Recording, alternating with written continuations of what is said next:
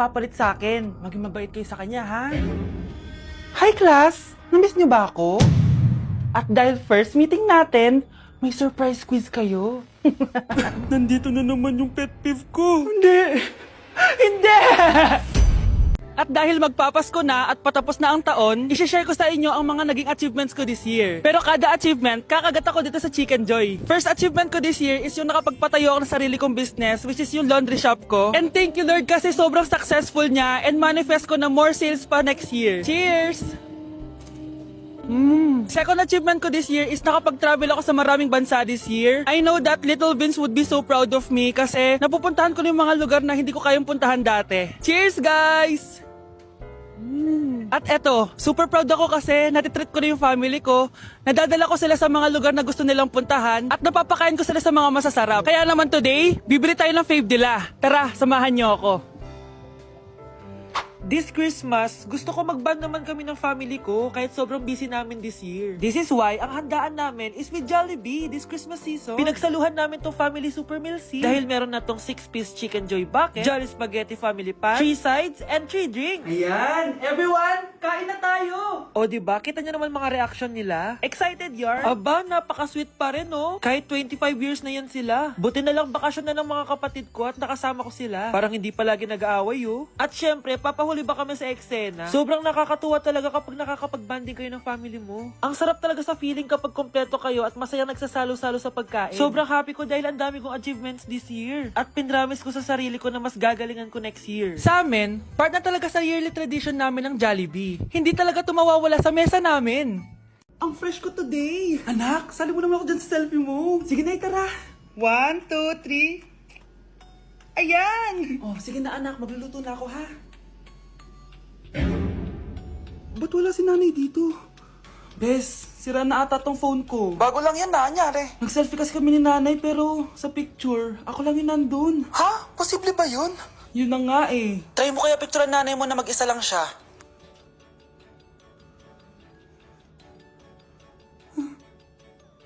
Wala talaga siya. Anay, bakit mo ako pinipicturean anak? Sabihin mo sa akin yung totoo, Nay. Ano ka ba? Bakit hindi kita makita sa mga picture? Ha? Patingin? Oh, nandito naman ako ah. Ano sinasabi mo anak? Alam mo anak, kumain ka na doon. Gutom lang yan. Scarlett, mag-ingat ka sa nanay mo. Ha? Bakit po tita? May malalim na dahilan kung bakit hindi siya nakikita sa picture. Alam niyo po yung tungkol doon? Sige na, baka makita pa ako ng nanay mo. Kaaway ako nun. Tita! Oras na para malaman mo kung sino ka talaga, Scarlett. Mukha ka na namang stress anak. O eto, mawawala yung iniisip mo. Ano to, Nay? Gatas lang yan, ano ka ba?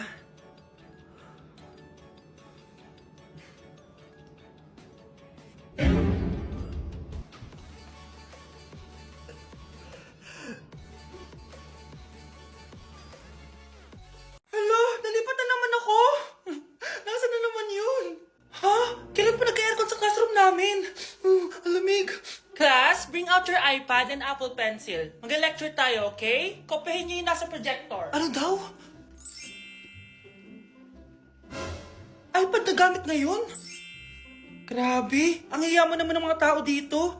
Ma'am, pwede mo ba ako magsulat sa notebook? Ha? Wala kang iPad? Class, di ba nasa school requirement natin na dapat may iPad kayo, okay? So, babalik ka na sa nanay mo. Di na uso yung notebook dito. Wala naman kami pambili nun eh. Oh, class, i-share nyo naman kung saan kayo pumupunta tuwing weekends. Ma'am, nasa Japan po kami tuwing weekends kasi malamig dun tapos may snow pa. Ma'am, sa Paris po kami. Nandun po kasi yung Eiffel Tower tapos sila mami po kasi mahilig mag-shopping dun eh. Lu, ang bongga naman ng mga to. Oh, ikaw Scarlett. Sa kwarto ko lang po ma'am. Kailangan po ba umalis? Hindi naman. Siguro mas gusto ni Scarlett yung nagpapahinga siya sa magandang kwarto niya. Class, magkukulak ako ng class funds ha? 1,000 each student lang. Ha? 1,000 yung class funds dito? Ma'am, card po yung mode of payment ko. Sure, patap na lang. Ayan. Ma'am, ako din po card. Ayan, okay na. Wala na akong pera. Ma'am, pwede ba ako bumalik sa dati kong school? Ang yayaman kasi ng mga tao dito eh. Ay, ganun ba? O sige, i-drop na lang kita ha? O ito po ma'am, card na lang. National ID. Hi guys, samahan niyo ako maglaba. Pero, mag-isa lang ako. Samahan mo ako, Bunch. Natatakot ako. Ayaw ako samahan ni Honey Bunch. Guys, tignan naman no. Sobrang tahimik dito. Ito na yung mga lalabhan guys. And syempre naglalaba tayo dito. Di naman tayo mayaman para araw-araw magpalit at bumili. Guys, nasa 8th floor na ako. Grabe nakakatakot oh. Parang may umubo. Guys, hindi na joke to, promise. Sobrang tahimik dito. Tapos hindi ko alam kung may mga tao dito. Kaya ko to. Hindi totoo ang mga multo. Pasok na tayo, sobrang dilim. Oh my gosh, guys. Hello. Ayan, kinilabutan ako. Pero ito yung laundry, guys. Dito kami maglalaba. Akala ko... Narinig yun? Hindi ko alam, baka tinatakot ko lang sarili ko.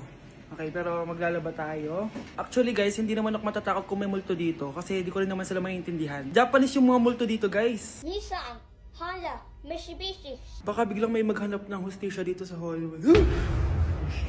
Ang katakot. Bantayan niyo ako guys ha. Pag may gumalaw, sabihan niyo lang ako. Comment kayo.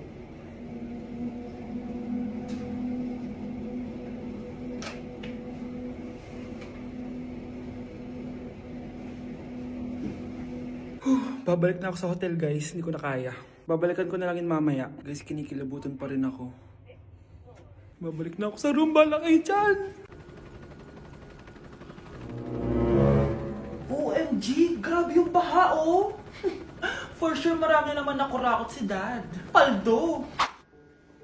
Oh, Cheska, ba't ang aga mo? Di ba traffic kasi baha? Ay, opo ma'am, baha nga po eh. Kaya pinag-helicopter na ako ni Daddy para safe ako. Kawawa nga po yung mga tao eh. Wow, sana all. Ah, yes Daddy? Opo, nandito na po ako sa school. Yung baon ko 1 million ha, send mo na. Ha? 1 million yung baon niya? No! Binasa mo yung Chanel bag ko! Sorry, Cheska. Alam mo ba kung magkano to, ha? 600,000 to! Mas mahal pa to sa bahay nyo! Napakamahal naman yan. Whatever. Papabili na lang ulit ako. Salamat ka, mabait ako. Nahiya naman tong 300 peso na bag ko. Be, tara sa kantin. Nag-crave ako ng siomay tsaka ng kwek-kwek. Tara. Pwede bang sa Wolfgang na lang tayo mag-lunch? Hindi kasi ako sanay sa mumurahing pagkain. Be, anong kala mo sa akin? Anak ng CEO? Ano ba yan? Hindi ba kayo binibigyan ng allowance ng daddy nyo? Ako na nga lang. Hindi ka naman ganyan dati. Okay, class. Si Cheska na ang bago nating treasurer. Ma'am, wag si Cheska. Kukurakutin niya lang yung class funds natin. Parang tatay niya. Flood control, ayaw. Gastos, gusto. Kaya mayaman si Cheska kasi korap ang pamilya niya. Ang laki ng tax na binabayaran ko. Sa Disney Princess pala natin napupunta lahat. Habang kami, binabaha na dito. Ikaw pa helicopter lang. Wow, napaka-lavish mo naman. Tsaka, pairam muna ako nito Chanel bag mo ha. May ambag din ako dito, no? Hindi kami titigil hanggat walang nakukulong. Deserve niyong magdusa. Ayoko talaga sa kanya. Bes, ayan siya oh, yung pet peeve mo. Hi! Panira ng araw. Okay, class, break time muna tayo. Hala, naiwan kay bakit kong pagkain. Scarlett to, may sobra pa ako. Baka gutom ka na. Talaga? Bibigyan mo ko? Oo, ano ka ba? Gusto ko maging close tayo. Parang bumabait tong pet peeve ko ah. Hala, may quiz pala tayo. Bes, sabay tayo mag-review mamaya ha? Naku, sorry Bes. Kakain kasi kami ng jowa ko mamaya. Di mo ba kaya mag-isa? Ano ba yan? Ako na lang, sabay tayo mag-review. Tsaka, may reviewer din ako dito oh. Ayan na naman siya. Sure ka? Ako talaga gusto mo kasabay mag-review? Oo naman, ba't naman hindi? Idol nga kita kasi ang talino mo eh. Sige na nga. Okay, class. Para sa activity natin today, pili kayo ng partner nyo. Best, partner tayo ah. Sorry na, best. Partner na kasi kami ng baby loves ko eh. Partner na kami ng baby loves ko eh. Tayo na lang yung partner, Scarlett. Ikaw na naman.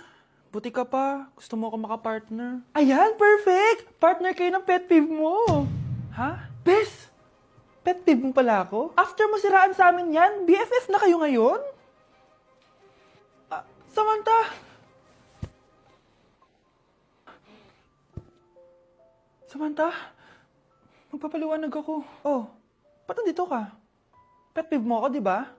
Umalis ka na. Oo, pet peeve kita. Dati. Kasi ang sungit mo sa akin eh. Tapos palagi mo ako iniinis. Alam mo kung bakit? Kasi gusto kita. Ha?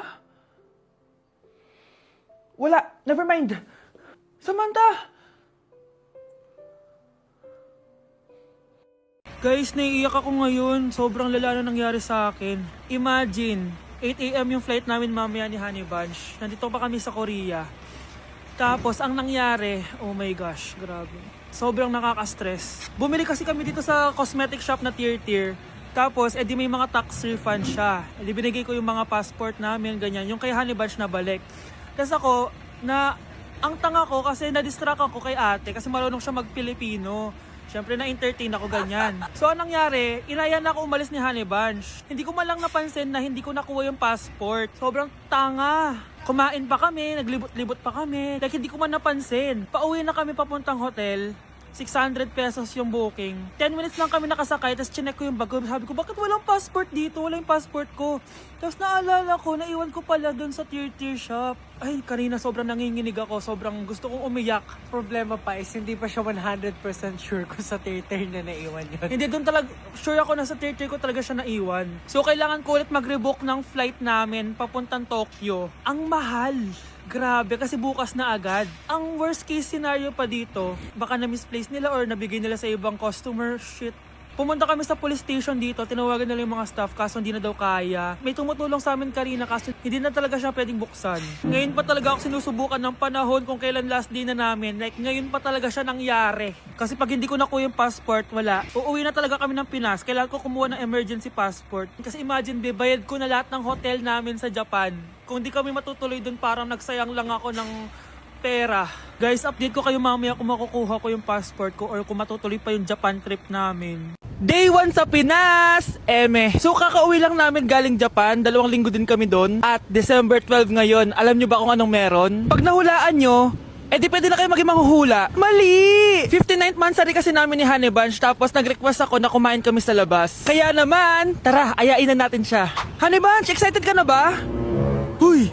What? Ano ba? Ano problema mo? Gutom na ako! O tara na, kumain na tayo. Let's go! Guys, nag-aabordo na tong kasama ko kaya kumain na tayo. Tara na! Dito nga namin napiling kumain sa Chili's. Nag-crave kasi kami na something new pero sobrang sarap. Ito nga pala yung mga in-order namin, yung baby back ribs. Sabi ko parang ang sarap nito, itong fajitas. Tapos sabi ko kuha din tayo ng dessert, yung high and mighty pie. Unang napansin ko yung ganda ng ambience ng store nila. Habang sineserve nga yung mga pagkain, ayan no, sobrang saya na ni Honey Bunch. Tululaway talaga mga be. Kita niya naman na sobrang tender at humihiwalay na talaga yung meat sa buto. Grabe, unang kagat ko pa lang, heaven na. Tignan ko na lang kung magreklamo pa tong isa. Next naman namin tinry itong fajitas. Nirarap pala to guys. Ilalagay mo lahat yan, tapos maglagay ka ng sauce, tapos sabay-sabay mo kainin. Nung kinain ko to, iba-iba yung nalalasahan ko pero ang sarap ng combination. Hindi na nga rin nagpahuli tumikim to si Honey Bunch. Tignan niyo naman yung reaction niya. At sinerve na nga itong high and mighty pie. Grabe, tignan niyo naman. Nung tinikman ko siya, para siyang ice cream, tapos meron din siyang peanut sa loob at chocolate. Grabe talaga to, parang bata oh. Kailangan pang subuan. Grabe guys, sobrang busog na ako. Guys, kasama namin yung anak namin, oh. Masarap ba yung kinain mo? Noted na nga ako, may baby na ako. Sino baby? Hello? Lagot. O ano, di ka nagalit, di ka nagutom? Hindi na. For me, sobrang sarap at babalik-balikan talaga namin ng Chili's. Craving satisfied talaga, kaya kayo, itry nyo na. Orderin nyo na rin yung baby back ribs, fajitas at high mighty pie from Chili's. So yun lang guys, bye! Class, may joke ako. Anong hayop ang hindi marunong magtago? Ano po, ma'am? Di elepante kasi di ba malaki siya? Corny ni ma'am. Trubes. Nakakatawa ka talaga, ma'am. Oh, +1 si Samantha kasi siya lang yung tumawa. Thank you, ma'am. Lo, pwede pala yun? Ma'am, eto po, para sa inyo po to. Hala, ang ganda naman nito. Balita ko po kasi, ma'am, mahilig kayo sa halaman. Thank you, Samantha. Baka naman ma'am, plus points sa quiz natin kanina. Sure, +5 ka na sa akin. Ikaw pa ba? Hala siya, pasip-sip to kay ma'am oh. Okay, class dismiss. Pwede na kayo umuwi.